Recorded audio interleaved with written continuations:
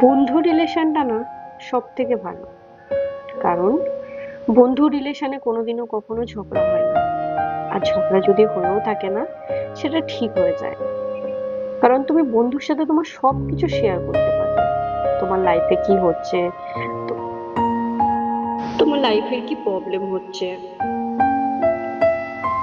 সবকিছু। বাড়ির লোক তোমাকে কি বলছে, বাইরের লোক তোমাকে কি নিয়ে ভাবছে, কিন্তু বন্ধু তো যদি করেই থাকো না, বন্ধু তো এমন করবে যে তুমি কোনোদিনও বন্ধুর খারাপ চাইবে না। বন্ধু এরকম হওয়া উচিত। লাইফে বন্ধু অনেক আসবে, ঠিক আছে, অনেক বন্ধু আসবে, কিন্তু বন্ধুত্ব করার আগেও না বন্ধুকে যাচাই করো। কারণ এখনকার বন্ধুত্ব না ভালো না, সত্যি ভালো না। আমাদের টাইমে বন্ধুত্ব ভালো ছিল। হ্যাঁ, কেউ কাউকে দেখে হিংসামও করতে পারতো, যাই করতো, কিন্তু বন্ধু বন্ধুর জন্য অনেক কিছু করতো। এখনকার বন্ধু, হুম, এখনকার বন্ধু তো সত্যিকারের বন্ধুত্ব পাওয়াই যায় না।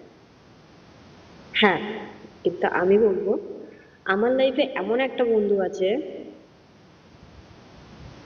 যাকে আমি গর্ব করে বলতে পারি, হ্যাঁ সে আমার বন্ধু, রিয়েলি বন্ধু সে আমার।